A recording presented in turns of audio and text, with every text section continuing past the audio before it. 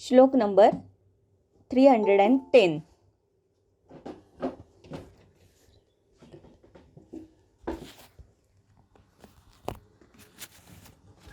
सोमं सानुचरं देवं स मातृगणमीश्वरं पूजयन् प्रयतः शीघ्रं मुच्यते विषमज्वरात्।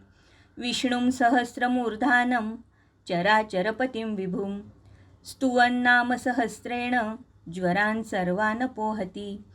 ब्रह्माणमश्विनाविन्द्रं हुतभक्षं हिमाचलं गंगां मरुद्गणां चेष्ट्या पूजयन् जयति ज्वरान्। भक्त्या मातुः पितुश्चैव गुरूणां पूजनेन च ब्रह्मचर्येण तपसा सत्येन नियमेन च जपहोमप्रदानेन वेदानां श्रवणेन च ज्वरात् विमुच्यते शीघ्रं साधूनां दर्शनेन च।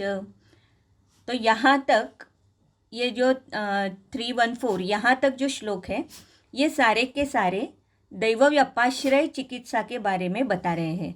और 315 से आगे ये धातुगत चिकित्सा दी हुई है, धातुगत ज्वर की। तो इसीलिए पहले हम ये दैव व्यपाश्रय चिकित्सा के बारे में देखेंगे।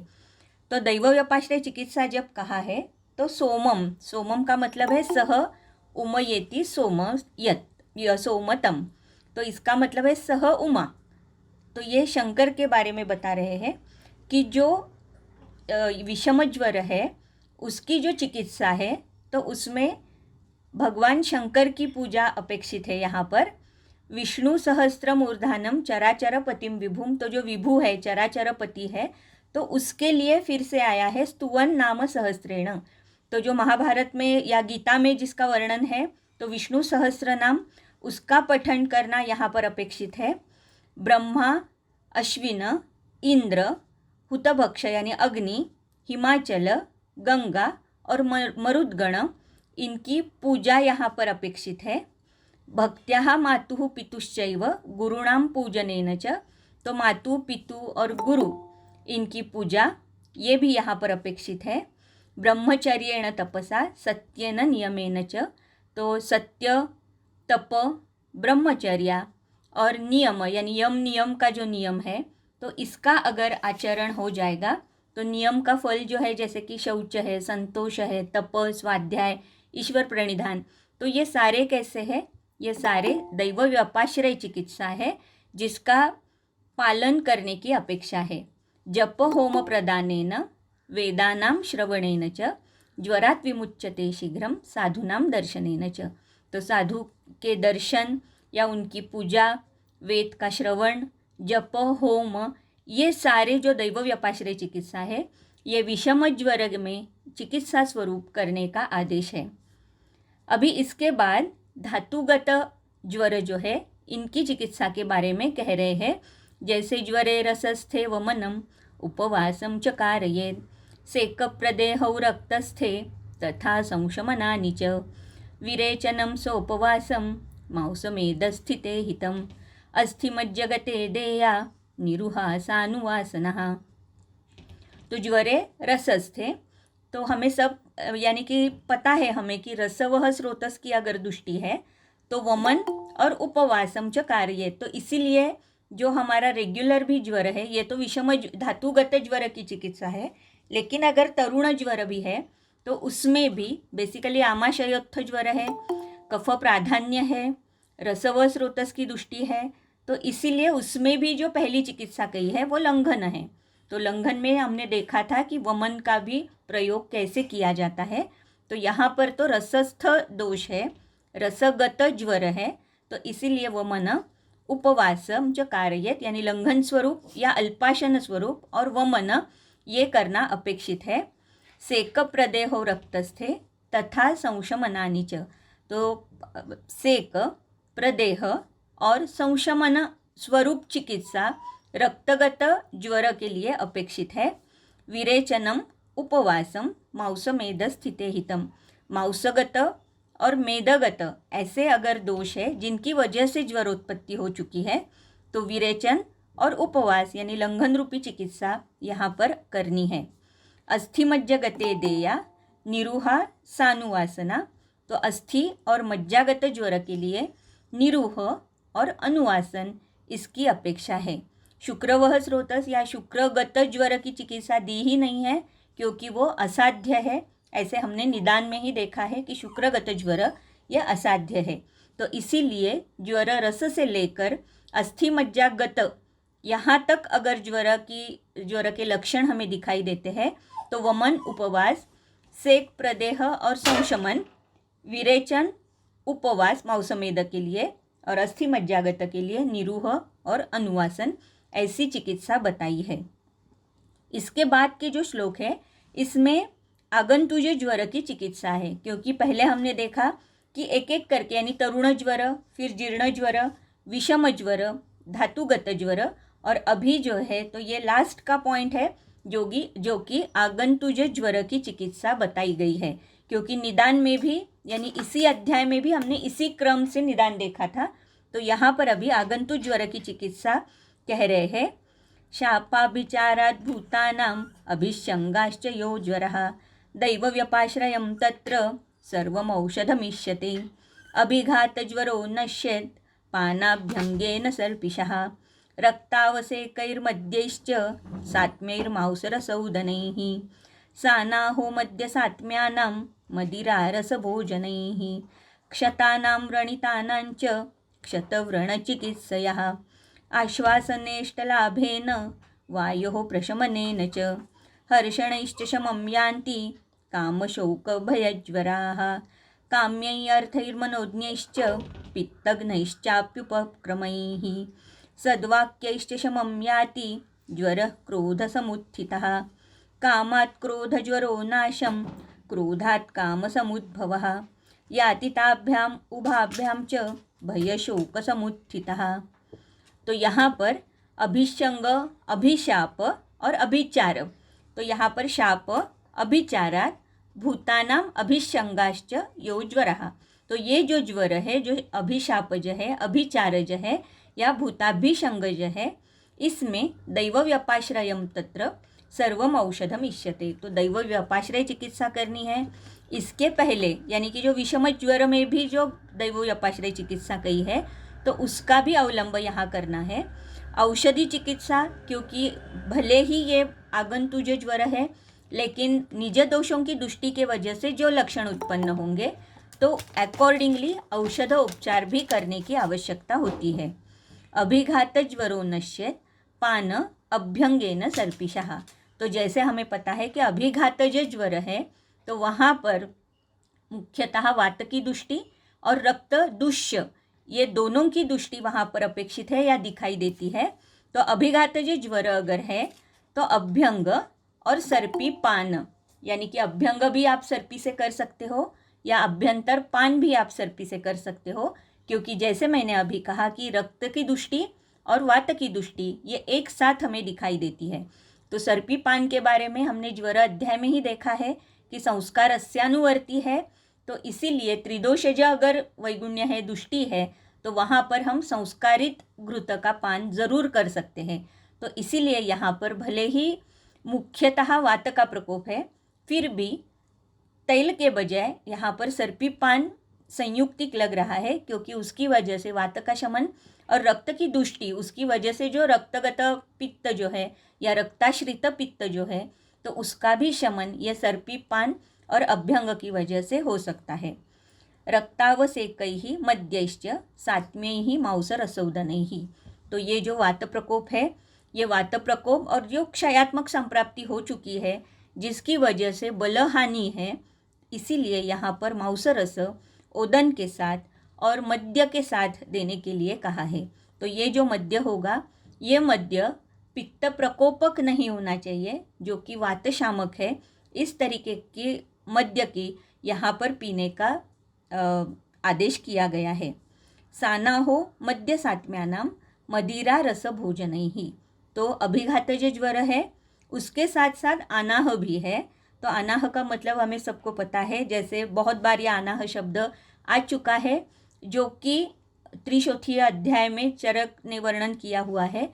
ऊर्ध्व और अधो दोनों मार्ग से वात का जो अनुलोमन होना अपेक्षित है या वात का जो मार्ग है वो बंद हो चुका है, जिसकी वजह से कुक्षिस्थ एक उत्सेध निर्माण हो जाता है जिसे अनाह कहा है।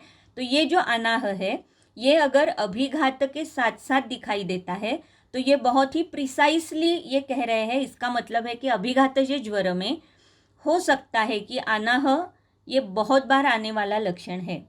तो अगर ये अनाह है तो मध्य सात्म्य अगर रुग्ण है तो ये सात्म्य का बहुत बार उल्लेख कर चुके हैं, क्योंकि क्षीर पान भी अगर कहा है तो क्षीर सात्म्य होना आवश्यक है।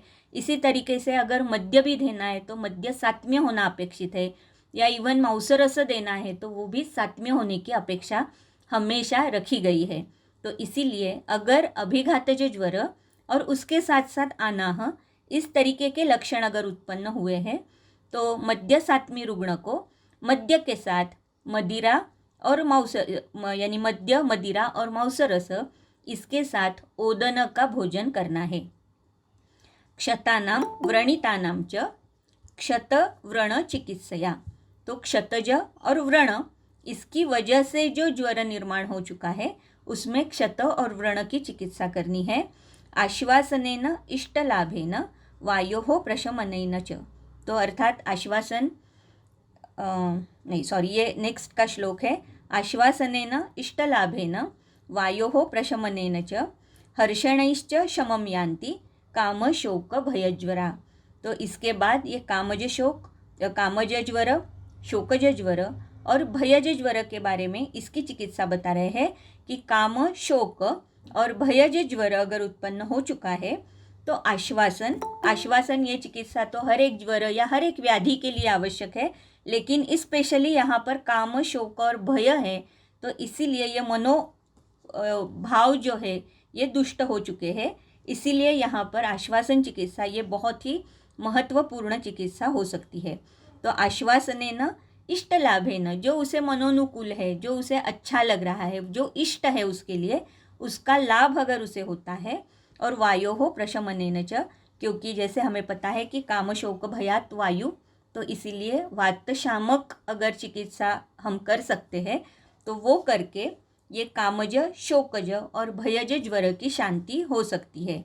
हर्षणश्च शमं यान्ति, और जिसे उसे आनंद मिले ऐसी अगर बातें हम करते हैं तो उसकी वजह से ये कामज शोकज और भयज इनकी वजह से उत्पन्न होने वाले ज्वर की शांति हो सकती है। काम्यैः अर्थैः मनोज्ञैश्च पित्तघ्नैश्च अपि उपक्रमैः सद्वाक्यैश्च शमं याति ज्वरः क्रोध समुत्थितः। तो क्रोधज ज्वर जो है इसके लिए सद्वाक्य, जो उसे अच्छा लग रहा है, इस तरीके से कुछ अगर बोला जाता है, सिर्फ उपदेश नहीं, उपदेश से हो सकता है कि क्रोध बढ़ने के चांसेस होते हैं, लेकिन सद्वाक्य यानी कि जो उसे अनुकूल लगे। कभी कभी ऐसे भी हो जाता है कि जो बातें हमें कहनी है वही बात अगर हम अलग शब्द में जो उसे अनुकूल है इस तरीके से अगर कहते हैं तो क्रोध अपने आप शांत हो जाता है। तो इसीलिए ये सद्वाक्य ऐसे कहा है।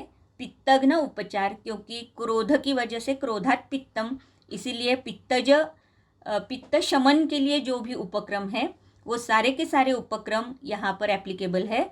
और काम्य ही अर्थ ही मनोज्ञश्च, फिर से वही है, क्योंकि ये मानसिक भाव है क्रोध, तो इसीलिए मनोज्ञ जो मन को अच्छा लग रहा है और जिसकी उसे कामना है या जो मिलने के बाद उसे अच्छा लगेगा, इस तरीके की प्राप्ति उसे अगर होती है तो ये जो क्रोधज ज्वर है इसका शमन हो सकता है। कामात क्रोध ज्वरो नाशम, क्रोधज ज्वर के लिए काम, क्रोधात काम समुद्भवः, और काम समुद्भव ज्वर के लिए क्रोध, याति ताभ्याम उभाभ्याम च भय शोक समुत्थितः, भय और शोकज के लिए काम क्रोध या काम क्रोध के लिए भय और शोक, इस तरीके से यानी कि चिकित्सा इस तरीके की बताई गई है। तो अगर ये मानसिक भावों की वजह से उत्पन्न ज्वर है तो उसमें इस तरीके के काम क्रोध अगर है तो भय और शोक, और भय शोक की वजह से अगर ज्वर है तो काम और क्रोध। तो इस तरीके से कुछ चिकित्सा, अलग सी चिकित्सा बताई है जिसका पूरा कार्य कारण भाव तो हम नहीं बता सकते, लेकिन हो सकता है कि वात प्रकोप है तो कुछ पित्त की उष्णता की वजह से उसका शमन हो सकता है, या मानसिक भावों की वजह से उसका शमन हो सकता है। इस तरीके की कुछ न कुछ चिकित्सा यहाँ पर उन्हें एक्सपेक्टेड है। इसके बाद का जो श्लोक है 323, ज्वरस्य वेगं कालंच चिंतयन् वर्तते तु यः तस्यैष्टैस्तु विचित्रैश्च विषयैर्नाशयेत् स्मृतिम।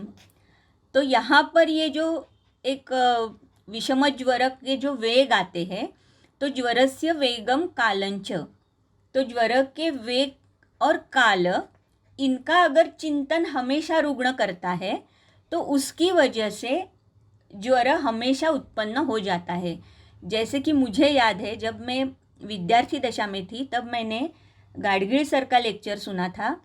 अगर मैं गलत नहीं हूँ तो गाडगीळ सर ने ही ये किस्सा बताया था, ये एक पेशेंट की हिस्ट्री बताई थी कि जैसे ये जो विषम ज्वर था, तो बहुत सारी चिकित्सा करने के बाद भी वो विषम ज्वर उसका कम नहीं हो रहा था। तो सर बहुत बार ऐसे सोच रहे थे कि ये चिकित्सा करने के बाद भी क्यों नहीं कम हो रहा है, यानी कि संप्राप्ति अगर जैसे 2-3 बार हम लगा लेते हैं, अनुपशय अगर उत्पन्न होता है तो, लेकिन फिर भी सर का कहना यह था कि फिर भी ज्वरवेग जितना शांत होने की अपेक्षा है वो तो शांत क्यों नहीं हो रहा है। तो सर जब पेशेंट के घर में विजिट के लिए गए तब उन्होंने देखा कि बेड के एग्जैक्ट सामने एक घड़ी थी, और घड़ी से सर को ऐसे लगा कि हो सकता है कि जैसे कि सपोज 3 बजे ज्वर की उत्पत्ति हो जाती है, तो जैसे कि पेशेंट के सामने वो 3 बज रहे हैं, 3 टोले इसके पड़ रहे हैं, तो वो पेशेंट हमेशा उसके बारे में चिंतन कर रहा है कि 3 बज रहे हैं तो मुझे अभी ज्वर की उत्पत्ति होगी, ज्वर का वेग आ जाएगा, और उसकी वजह से उसे बार बार ज्वर आ सकता है, ऐसे सर ने सोचा। और सर ने वो घड़ी वहाँ से यानी कि दूसरी जगह पर डलवाई, और बाद में बहुत ही यानी कि बहुत ही इम्पॉर्टेंट है कि बाद में उसे ज्वर का वेग नहीं आया। तो ये जो श्लोक है, ये श्लोक का रेफरेंस तब सर ने दिया था, अगर मैं गलत नहीं हूँ तो गाडगीळ सर ने ही ये रेफरेंस दिया था, लेकिन कहने का मतलब ये है कि इस तरीके से भी हो सकता है, मानसिक भावों के साथ भी ज्वर का संबंध हो सकता है। ये दिखाने के लिए यहाँ पर कहा है कि ज्वर का वेग और ज्वर का काल, इसके बारे में अगर हमेशा रुग्ण सोचता रहेगा या चिंतित रहेगा या चिंतन करेगा हमेशा, तो फिर उसे हमेशा ज्वर उसी समय आ सकता है। तो इसीलिए उसे तस्य इष्टैस्तु, जो उसे अच्छा लग रहा है, इष्ट लग रहा है, या विचित्रैस्तु, इसका मतलब है कुछ विलक्षण विषयों में विषय ही नाशयेत् स्मृतिम। तो अगर विलक्षण कुछ चीज़ों में उसका मन अगर कहीं पर डाइवर्ट हम करते हैं, या जो उसे अच्छा लगता है उसमें अगर उसे कुछ मन उसका डाइवर्ट करते हैं, तो हो सकता है कि नाशयेत् स्मृतिम, जो ज्वर की स्मृति है उसकी, उसका नाश होने की वजह से ये जो विषम ज्वर है उसकी शांति हो सकती है।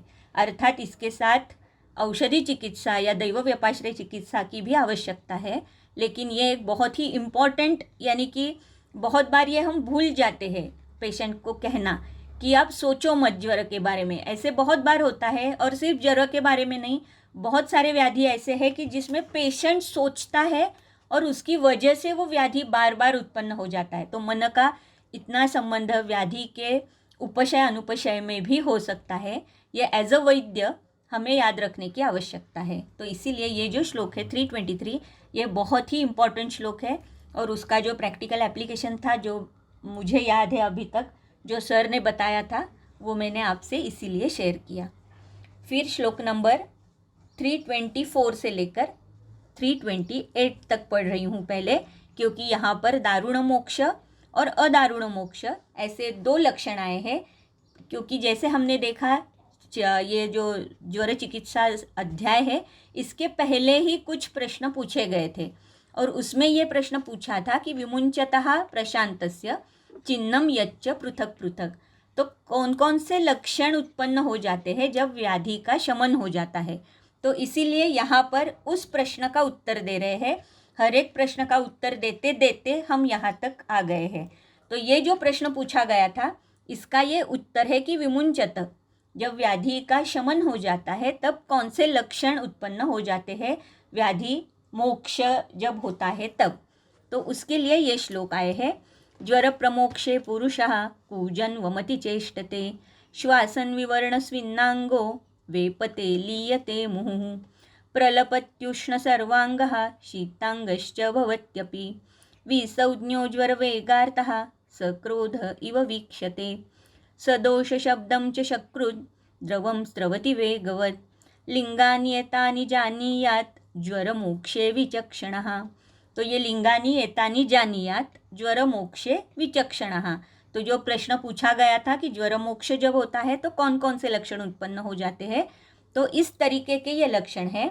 बहुदोषस्य बलवान प्रायेणाभिनवो ज्वरः सत्क्रिया दोषपक्त्याच्चेत् विमुञ्चन्ति सुदारुणं कृत्वा दोषवशात् वेगं क्रमात् उपरमन्ति ये तेषां दारुणो मोक्षो ज्वराणां चिरकारिणां।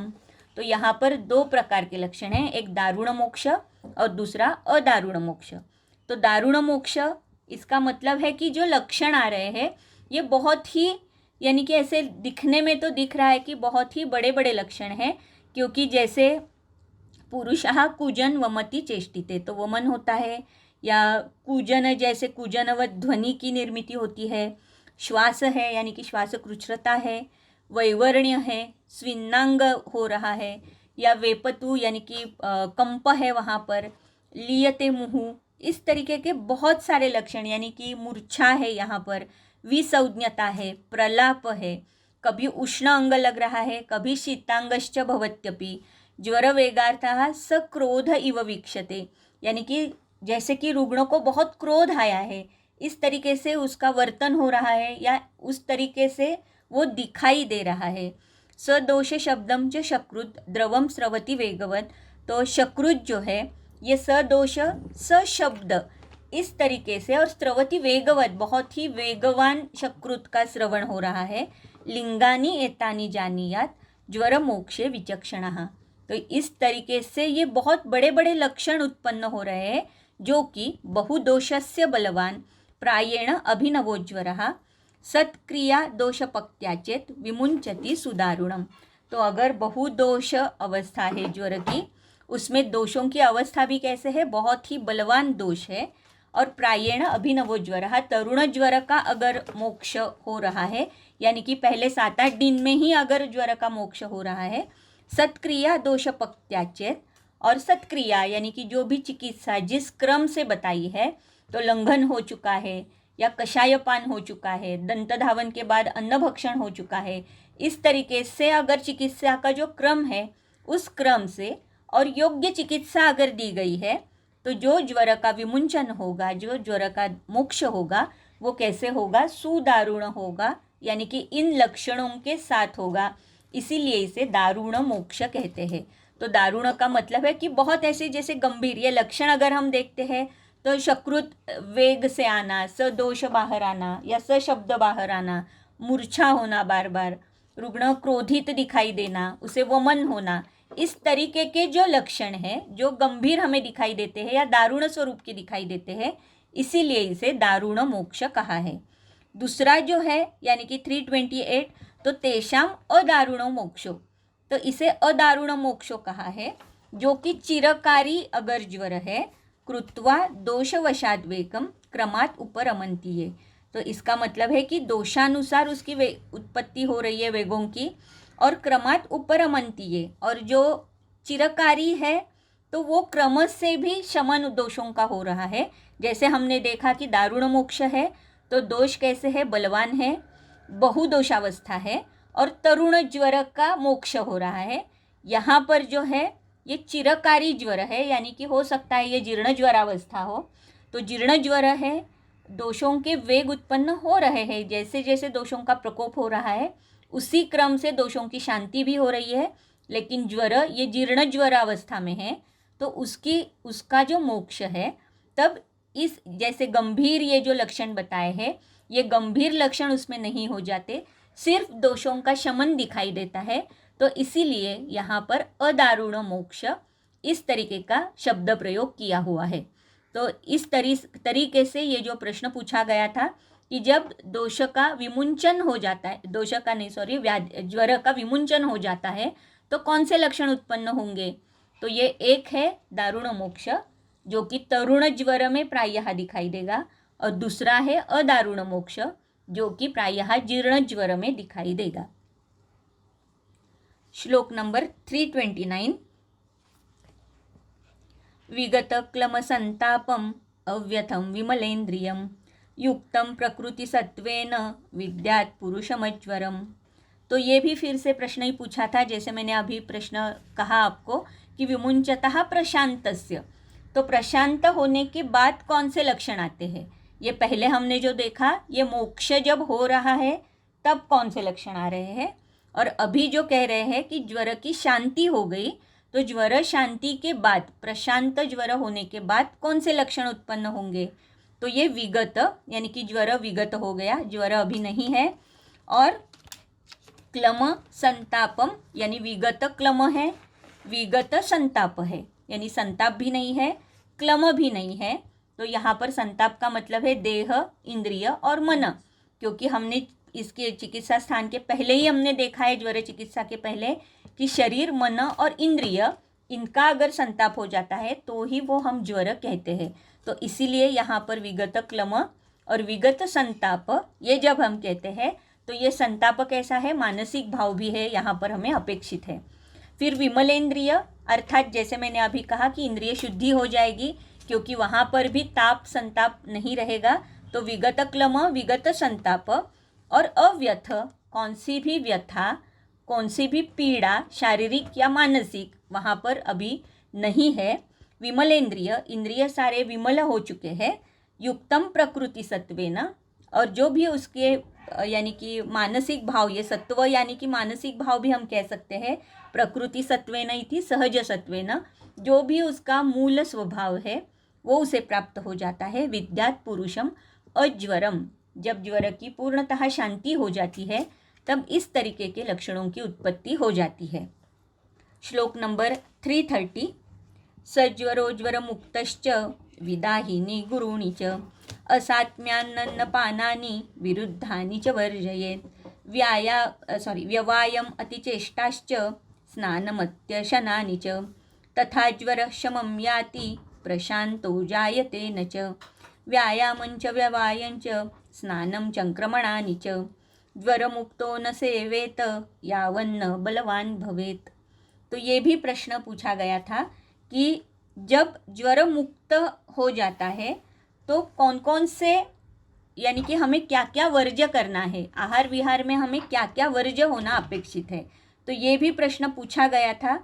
तो उसी प्रश्न का यहाँ पर उत्तर है। प्रश्न पूछा गया था, अगर आप देखते हो टीका में, ज्वरावशिष्टो रक्षश्च यावत् कालम यतो यतः, तो ज्वर एक बार चला गया, विगत हो गया, तो उसके बाद फिर से वो नहीं होना चाहिए, देह का रक्षण होना चाहिए।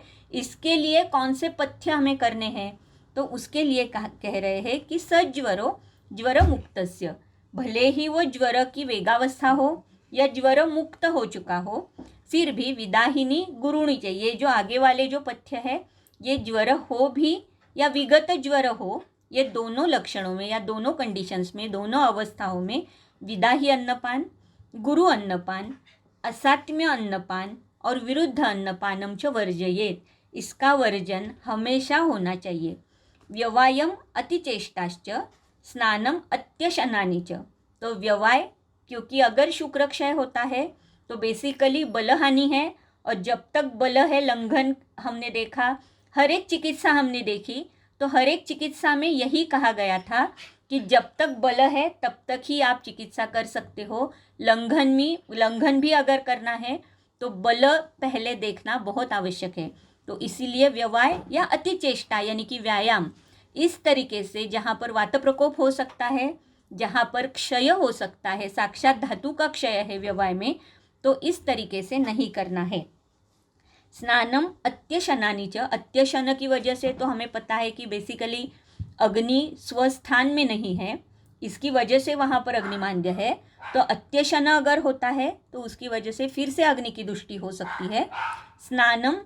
स्नान ऊर्जस्करम ऐसे बताया गया है, हमें सबको पता है। तो फिर ये स्नान क्यों नहीं है, तो स्नान यहाँ पर ज्वर में स्पेशली प्रभावात ज्वरम प्रत्यानयति, आप टीका देखिए, तो स्नानम ऊर्जस्करम अपि प्रभावात ज्वरम प्रत्यानयति। तो ज्वर में या ज्वर शांति होने के तुरंत बाद स्नान नहीं करना है।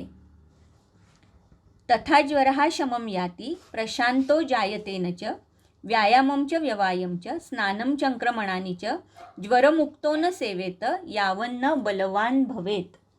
तो जब तक यानी कि ज्वर है या नहीं है ये जैसे एक क्राइटेरिया है, तो दूसरा क्राइटेरिया ये है कि यावन्न बलवान भवेत।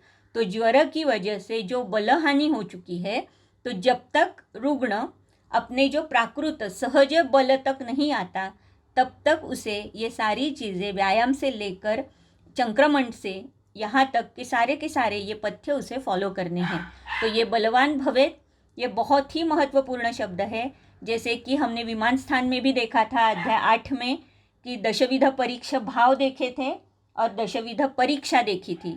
तो जो दशविध परीक्षा भाव देखे थे प्रकृति विकृति सार संवनन, तो इसमें सारे ये जो मैं फिर से रिपीट कर रही हूँ, हमने जो दशविध परीक्षा भाव देखे थे प्रकृति विकृति सार संवनन, तो इन सब में अगर आप फिर से एक बार विमान स्थान में जाकर पढ़िए तो इन सब में बल उत्तम मध्यम और अवर ऐसे 3 क्राइटेरिया बताए हैं।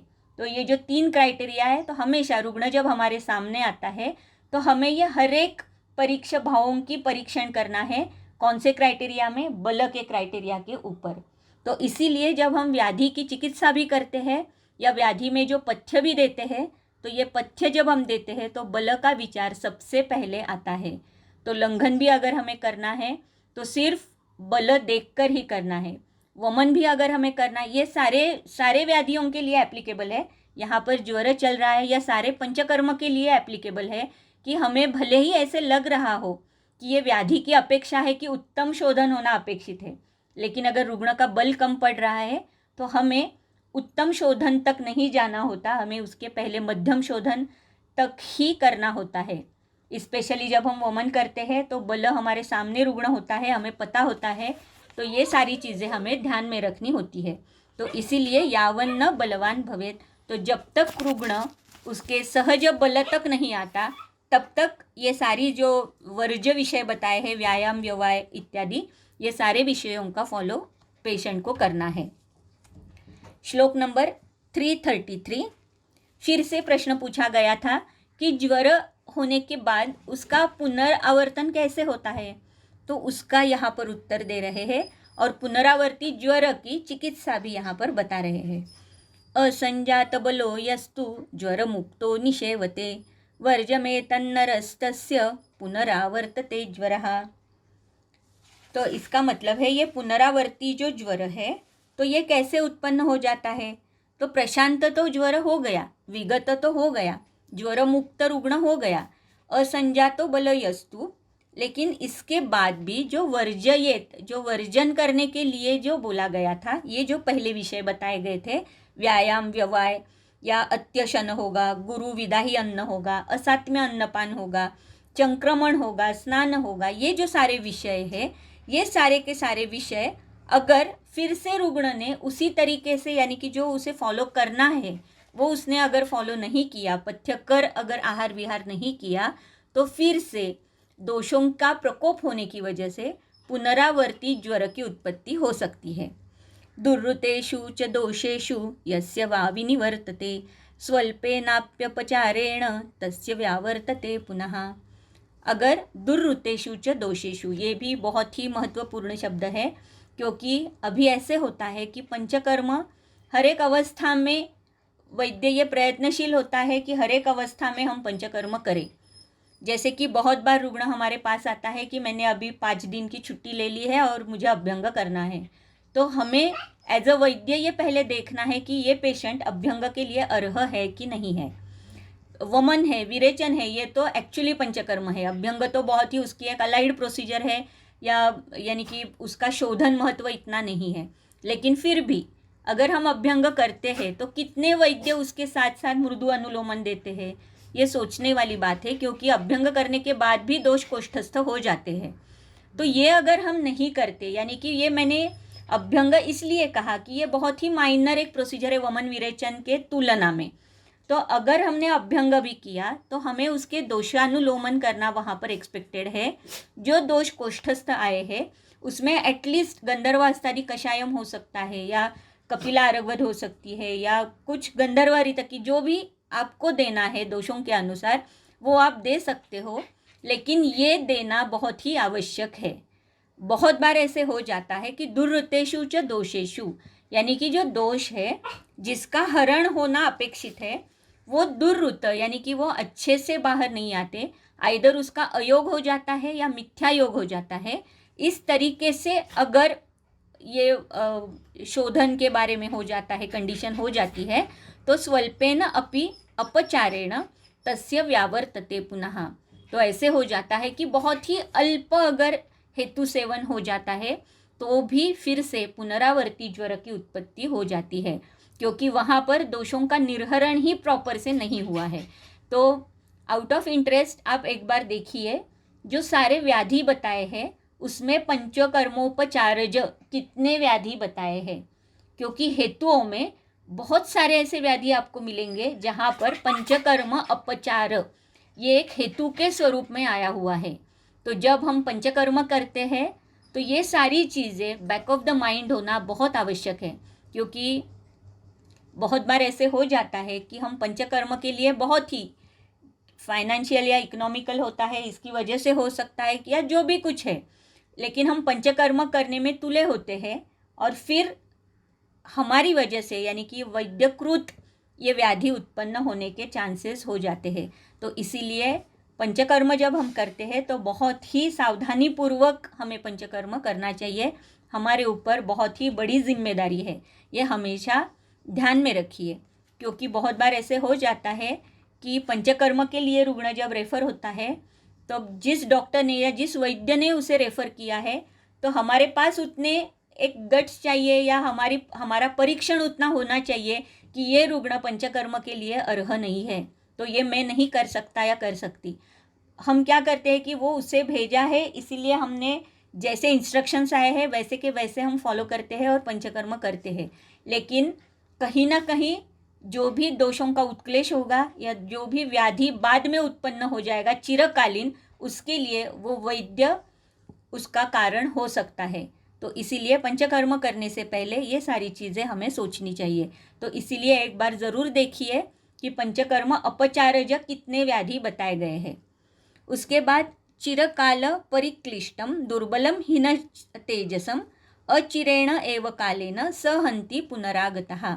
तो चिरकाल परिक्लिष्ट, अगर इस तरीके से दोषों का निर्हरण प्रॉपर नहीं हुआ है, अच्छे से नहीं हुआ है, तो थोड़ा सा हेतु भी अगर होता है तो पुनरावर्ती ज्वर उत्पन्न होगा। और चिरकाल परिक्लिष्टम, तो बहुत काल तक उसका क्लेश जो है वो रुग्ण को सहन करना पड़ेगा, रुग्ण दुर्बल हो जाएगा, हीन तेजसम हो जाएगा। हीन तेजसम का और एक पाठ दिया है दीन चेतसम, तो उसका वो भी दीन चेतस, उसका जो मानसिक भाव है वो भी कैसे हो जाएगा, वो दीन हो जाएगा। अचिरेण एव कालेन सहन्ति पुनरागतः। तो अचिरेण स यानी कि वो जो ज्वर उत्पन्न होगा पुनरावर्ती ज्वर, सहन्ति यानी पुनरागतः जो पुनः आ गया है ज्वर, जो पुनरावर्ती ज्वर है वो हन्ति क्या करेगा, हनन करेगा। अचिरेण एव कालेन, तत्काल यानी कि जहाँ पर ज़्यादा समय ही वो नहीं लेगा, तुरंत वो रुग्ण का हनन करेगा, उसका प्राण का हनन करेगा।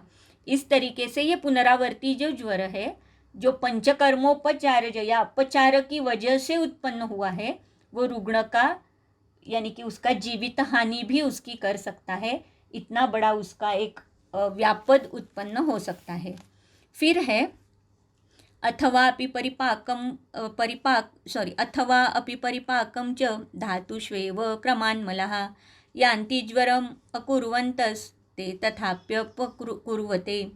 तो यहाँ पर जो है तो अगर अथवा यानी कि आइदर वो तत्काल उसका नाश करेगा, जीवित हानि करेगा, या वो धातुषु एव क्रमान्मलः यानी कि हर एक धातु में परिपाक होकर, यानी परिपाक यानी कि सिर्फ पक्व होकर ऐसे नहीं कहूँगी, लेकिन लीन होकर उस धातु में या स्रोतस में वो दोषों की लीनावस्था उत्पन्न हो जाएगी। और याति ज्वरम अकुर्वन्ते, स्ते तथा अपि अपकुर्वन्ते। तो वहाँ पर ज्वर की उत्पत्ति होगी या नहीं होगी, जैसे कि हेतुओं का सेवन होगा उस तरीके के लक्षण उत्पन्न होंगे।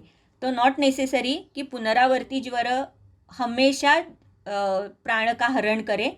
कभी कभी ऐसे भी हो सकता है कि जो दोष है जिसका उत्क्लेश तो हो चुका, लेकिन मिथ्या उसका योग हुआ या अयोग हुआ, और मिथ्या योग का मतलब अयोग ही है। आप अगर सिद्धि स्थान देखते हो तो वहाँ पर आपको दिखाई देगा कि वमन का मिथ्या योग ऐसे नहीं है, अयोग है या अतियोग है। तो ये जो अगर अयोग हो जाता है तो अयोग की वजह से दोषों का उत्क्लेश तो हुआ है, लेकिन दोष का प्रॉपर दोषों का शोधन नहीं हुआ है। ये अगर अवस्था उत्पन्न होती है तो उत्क्लेशित दोष धातुओं में जाकर लीन होते हैं, स्रोतस में जाकर लीन हो जाते हैं, और जब भी कुछ हेतु उनको मिल जाता है तो अकॉर्डिंग टू द हेतु तत्त दोषों का प्रकोप हो जाता है और लक्षण हमें दिखाई देते हैं। तो कभी कभी ज्वर उत्पन्न हो भी सकता है या नहीं भी उत्पन्न हो सकता, लेकिन कुछ लक्षण ऐसे उत्पन्न होंगे। तो ये लक्षण बता रहे हैं, दीनताम, श्वयथुम, ग्लानि, पांडुताम, न अन्न कामताम, अन्न की इच्छा नहीं होती, कंडुः, उत्कोठ, पीड़कः, कुर्वन्ति अग्निम च ते मृदुम। तो अग्निमार्दव उत्पन्न हो जाता है, यहाँ तक संप्राप्ति आगे बढ़ सकती है। तो अग्निमांद्य ये मृत्यु के समीप जाने वाला ही फिर से एक लक्षण है। तो कंडू, उत्कोठ, पीड़का, इस तरीके के लक्षण इवन हमारे क्लिनिक में भी हम बहुत बार देखते हैं कि छर्दी का पेशेंट आता है या अतिसार का पेशेंट आता है। कभी कभी वो परस्पर यानी कि मेडिकल में जाकर कुछ मॉडर्न मेडिसिन ले लेता है और उसके बाद उसे ये कंडू, उत्कोठ, पीड़का या शोथ इसकी उत्पत्ति हो जाती है।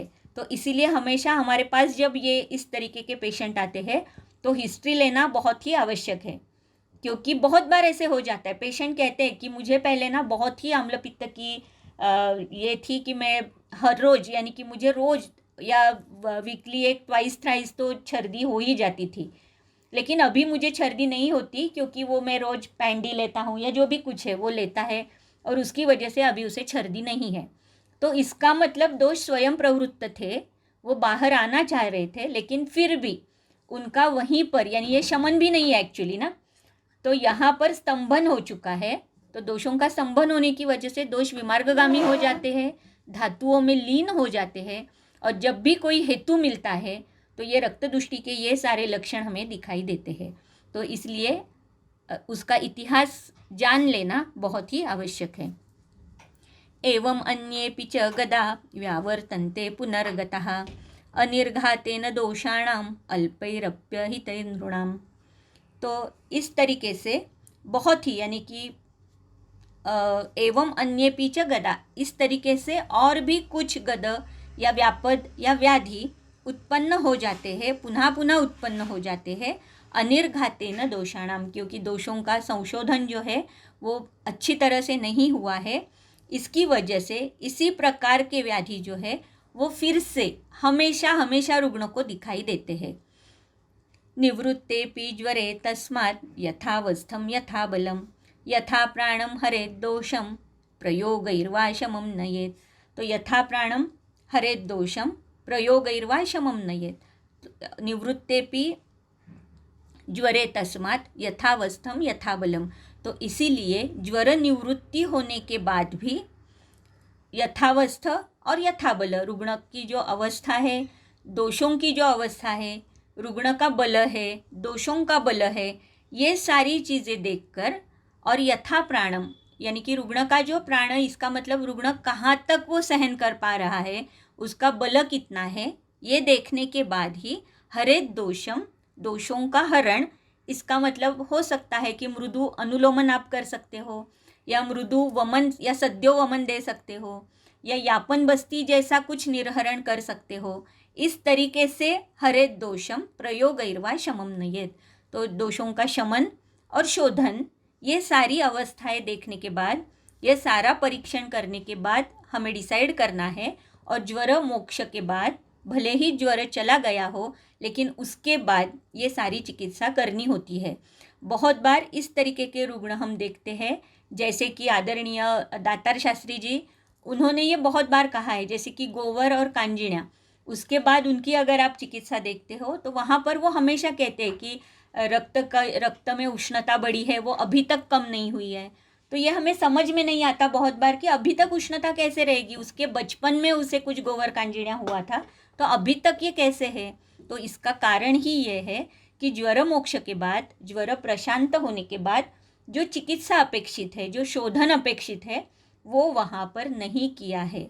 और उसकी वजह से गोवर कांजिण्या जैसे जो रक्त और मांस धातु के स्पेशली दृष्टि के व्याधि है, तो वहाँ पर शोधन प्रॉपर नहीं होने की वजह से वो जो पित्त की उष्णता है, जो नहीं होनी चाहिए एक्चुअली इतनी उष्णता, वो वहाँ पर ही रहती है और कार्ष्ण्य इस तरीके के व्याधि भी उत्पन्न हो जाते हैं।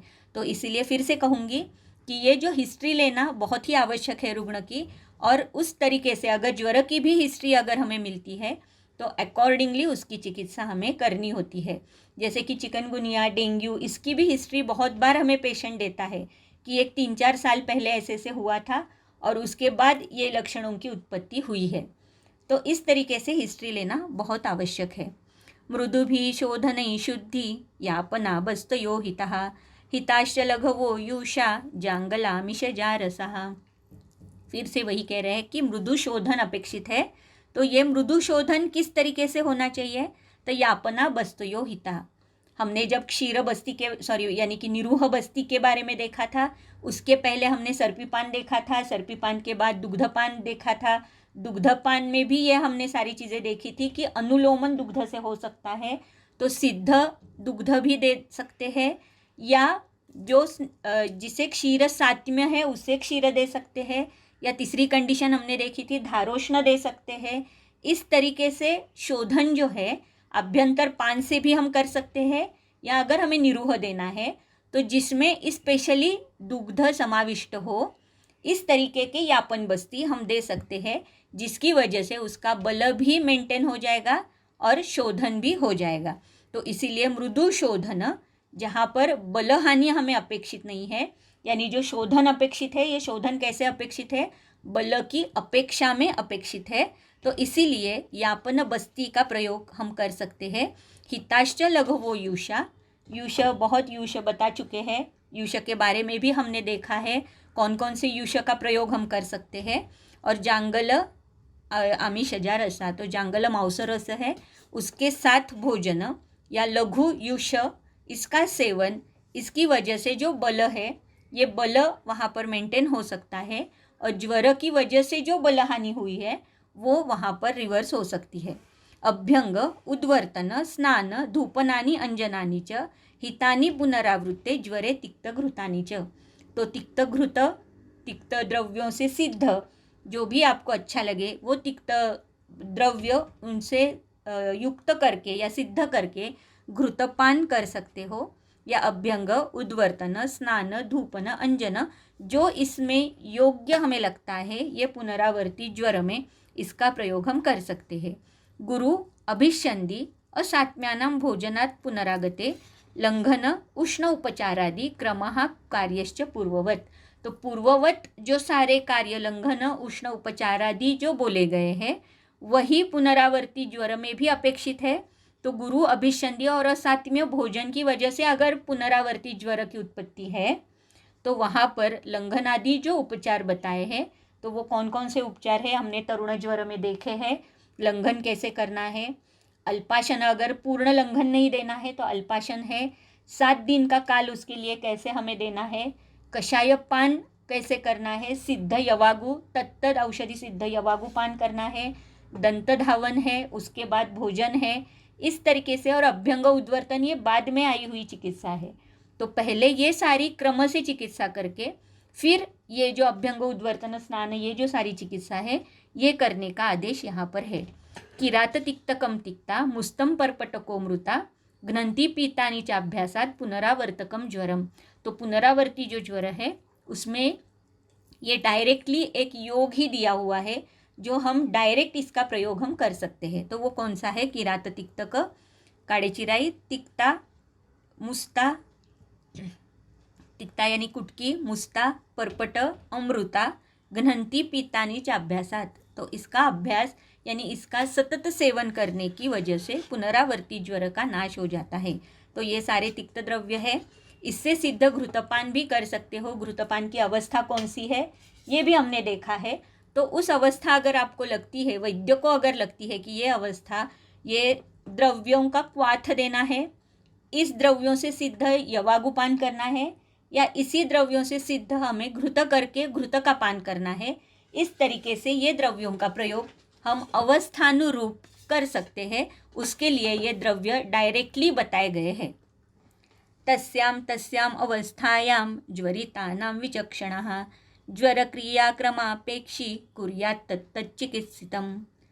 तो इस तरीके से तस्याम तस्याम अवस्थायाम, उस अवस्था में ज्वरितानां विचक्षणः, ज्वरित जो है उसकी अवस्था यानी कि उसके दोषों की अवस्था, कौन सा धातु उसमें है, किस तरीके से ज्वर की उत्पत्ति हो चुकी है, हेतु कौन सा है, बाह्य है या अभ्यंतर है, ये सारी अवस्थाएं, ज्वरित की अवस्थाएं देखने के बाद ज्वर क्रिया क्रम अपेक्षी कुर्यात् तत्तत् चिकित्सितम, जो तत्तत् चिकित्सा है, अभी तक बहुत सारे कंडीशंस बता चुके हैं, बहुत सारी अवस्थाएं बता चुके हैं, तो उस अवस्था में तत्तत् चिकित्सा करनी है, ऐसा आदेश है। रोगराट सर्वभूतानाम अंतकृत दारुणो ज्वरः तस्माद् विशेषतस्य यतेत प्रशमे भिषक। तो बेसिकली ज्वर कैसा है, रोगराट है, रोगों का राजा है।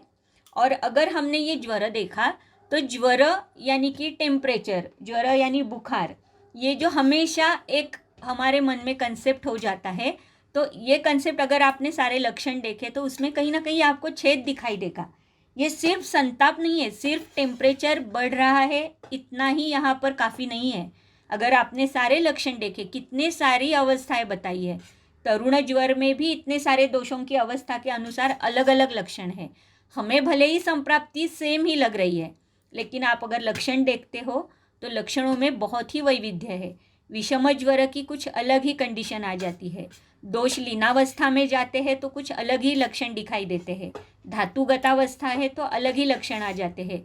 तो इसका मतलब है बहुत सारी ऐसी अवस्थाएं हैं जो अलग अलग व्याधियों में भी हमें दिखाई देती है, और जहाँ पर देह, मन और इंद्रिय का संताप होना आवश्यक है।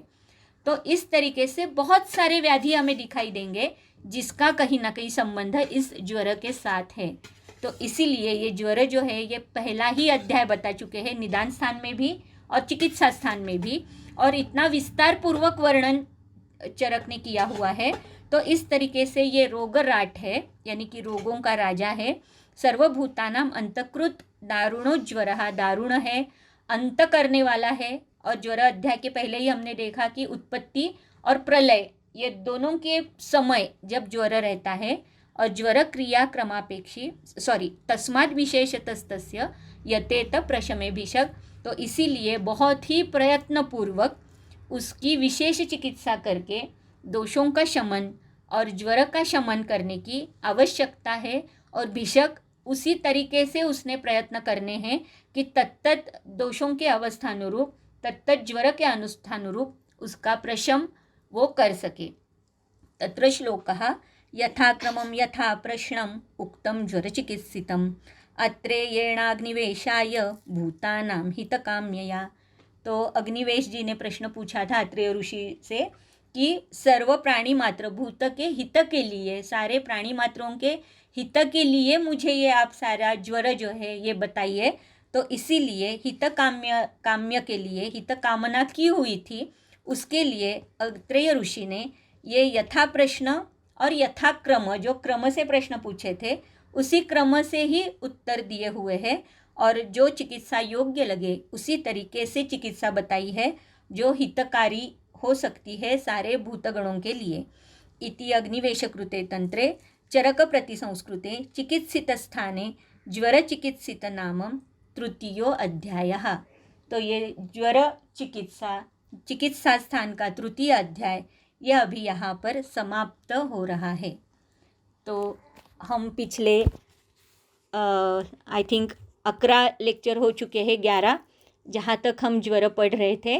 तो आज हमारा ये ज्वर चिकित्सा चिकित्सा स्थान में जो तृतीय अध्याय ज्वर चिकित्सा ये समाप्त हुआ है। धन्यवाद।